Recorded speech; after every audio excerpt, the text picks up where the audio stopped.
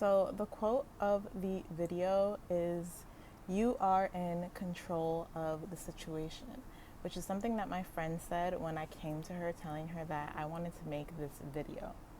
So whenever you're feeling overwhelmed in your dating circumstance, realize that it's only overwhelming because you are allowing it to feel overwhelming. And taking ownership of the situation is so important because if you would let yourself be in that situation, then you can also decide to no longer be in that situation. So this is just the motivational pep talk of the video. And now we're going to get into the real things that you can do so that it can stop being overwhelming. So firstly, get clear on why you're dating. A lot of us don't know why we're dating. We know we want a person, a dream person, but we don't know the type of dynamic that we want with this dream person. We don't know the characteristics that we want this dream person to have. We don't know how they're going to show up for us, how we want to show up for them. We just know that we want a man, and that's it. But that's not enough, because if you're unclear with what you want, then you're going to get out unclear feedback from the universe, and the men themselves are not going to be sure with how to show up in your life, even if they're a good guy, because you're going to be giving them conflicting messages. If you're interested in journaling prompts and a communication course to help you attract men who are more oriented to providing you with a soft life, then I encourage you to check out my feminine communication course. If you don't want to, no pressure, do what you feel called to do. So some of the reasons why I'm noticing that a lot of us don't feel comfortable with dating multiple men is that we don't know what rotational dating is. When you're rotational dating, you're not making out with a bunch of men, you're not sleeping with a bunch of men. You are going on dates with these men to evaluate whether or not they would be good long-term partners. And until a man tells you that they want exclusivity, or until a man gives you a ring, then you don't have to do anything with them, really. And frankly, that's what I encourage, because your dream man isn't going to pressure you into doing something that you don't want to do. And the reason why we as women really have to do this is because we get attached very easily whenever we're dating one man at a time. Instead of seeing what he's showing us, we start filling in the blanks. We start seeing the potential in him. We start pouring into him so he can reach this potential that we're seeing because we are in love. But you can't love someone into the version that you want them to be. They have to take ownership over themselves and decide that that's who they want to be for themselves or for you. I don't know. People have this weird rhetoric that women can fix a man, and that's never the case, personally. I think if someone is telling you that, you shouldn't take their advice. Some of the issues with rotational dating is the fear of having to sit with a stranger. And to that, I have several tactics that I implement in my own life. If a man says that his love language is physical touch, before you even met him, before you even sat with him on a real date or even on a dating profile, that is a man I would not seriously consider. Because physical touch is also one of my love languages. So is gift giving. So is quality time. So is acts of service. But I feel like when a man is saying that his love language is physical touch, he's already orienting you and testing you to see whether or not you're going to think that's okay. And whether or not he can pull that out of his back pocket if he does end up trying to touch you in an inappropriate moment. Another thing that I do is phone calls with men before I meet with them. Through a phone call, you can gather a lot of information of how this man is approaching you as a whole. If his approach is he's trying to get you drunk on the date, red flag. If his approach is he's interested in understanding who you are and getting to know you, green flag. The third tactic I have is always have mace. The fourth, tell your friends where you're going. The fifth, meet him at the spot. I used to let them pick me up. I also used to have a concierge. I used to have a building with lots of security. Now, I'm not in that situation anymore. So I don't let them pick me up. Lastly, do a background check. And there are a lot of ways that you can do a background check. I literally pay for a subscription to make sure that these people aren't insane and murderers because I love my life. The next issue with rotational dating is feeling overwhelmed with having to text and communicate constantly. And to that I say, a masculine man who is going to want to provide for you isn't going to want to stay texting you for a long time.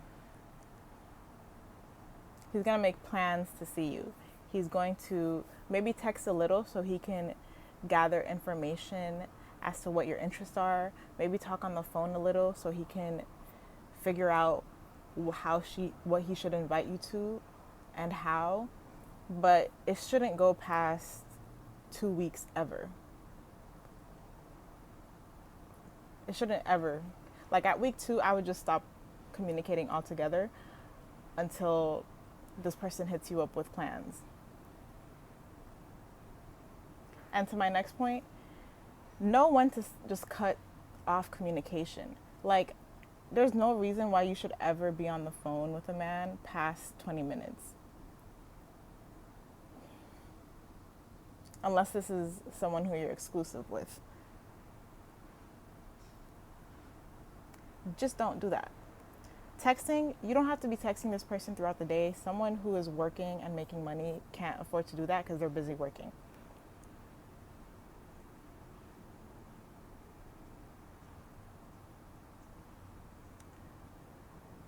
I have the firm belief that men invite you on dates that they feel like you deserve. So if a man invites you on a coffee date or a drink date, I feel like that's his perception of you. If a man invites you on a nice dinner date, that's reflecting his perception of you. If a man invites you on a nice lunch date, which is my preferred type of date, I like meeting during the day. I do not like being in the dark. And I communicate that. Then pleasant. But I feel like a man is going to invest in you off rip from day one what he thinks you're worth. So if you're okay with accepting a coffee date, do your thing. May God be with you. I am not okay with that because in my head, I'm someone's dream girl. And as someone's dream girl, my reciprocal would only invite me on something that he knows I would want to go to. And I do not want to go to a coffee date or a drink date. In fact, I feel like a drink date is even more insidious than a coffee date.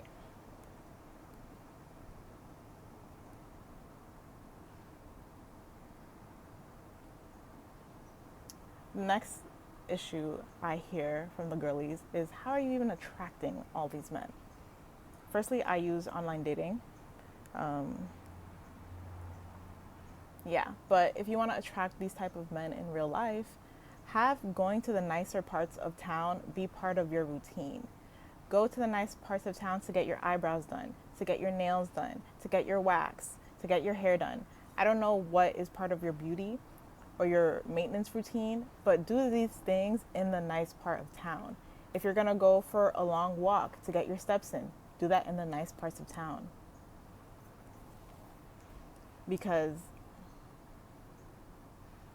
a man with money is going to want to be in the nice parts of town.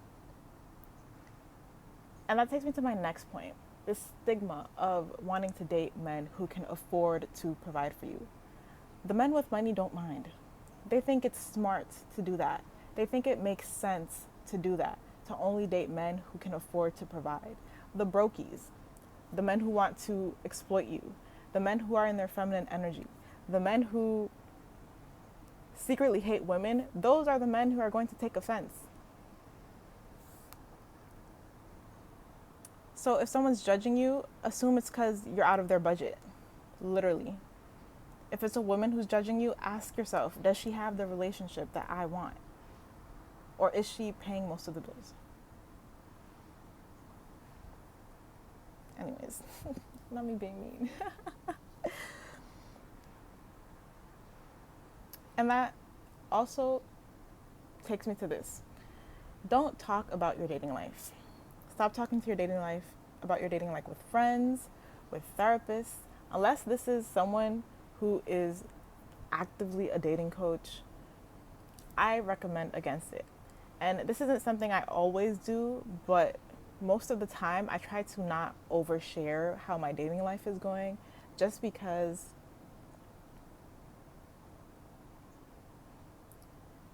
I feel like this is private information, it's intimate details.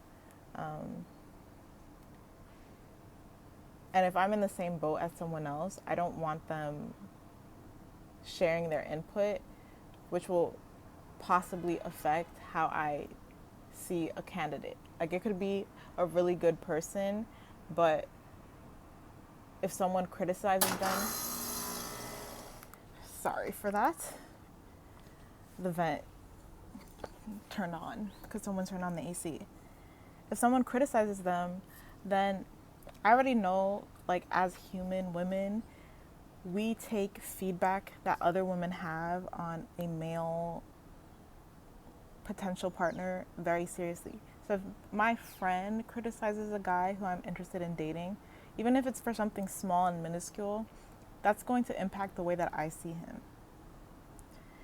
Last point, or second to last point, not knowing what to look out for. And this is why it's so important that you get clear on what you're looking for in dating in the first place.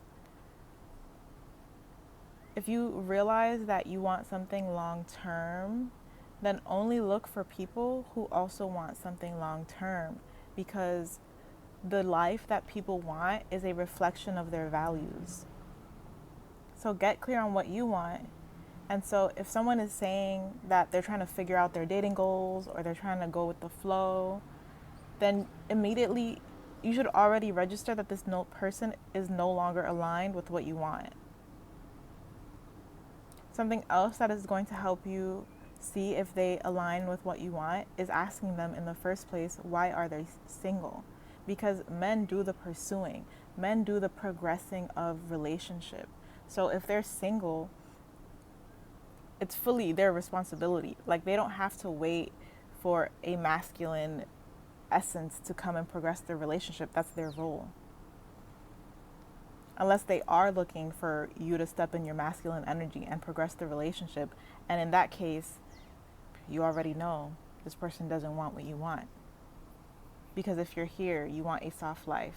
And soft life is rooted in the enjoyment of your own feminine energy, not in you stepping into your masculine energy so you can bag a man. You are the one that they are trying to bag.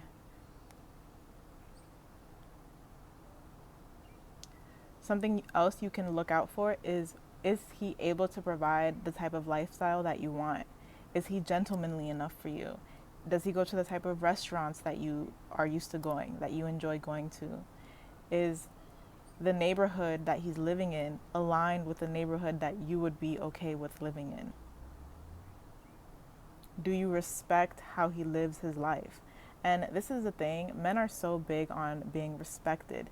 And the issue with us women is, even though we understand this conceptually, we don't orient ourselves to love them in the way that they need to be loved. Because we're like, oh, it's okay, we'll build you up with our nurturing, with our yummy, delicious feminine essence. And that's not how they want to be loved. They want to be loved through you admiring who they are in the present version, or at least the healthy masculines. Like, if you don't respect who he is in the now, don't date him, because that's going to just lead to resentment on his end, which is going to lead to resentment or potential harm on your end. And lastly, does he have good husband or father behavior? And I think this is important because when you're intimate with someone, nothing is foolproof. You never know what will happen. And even the option for abortions, I know it's there, it's a thing, but it puts your body under so much stress. And it could potentially impact your reproductive system in the long term. So only date people who you could rely on. And usually that takes the form of them having the characteristics of a good husband or a good father. There's another point, give me a second, that I just wanted to touch on. And lastly, say what you want. If there's this guy and you have been liking him and there's something that isn't aligned, I'm not against being transparent and letting them know, because sometimes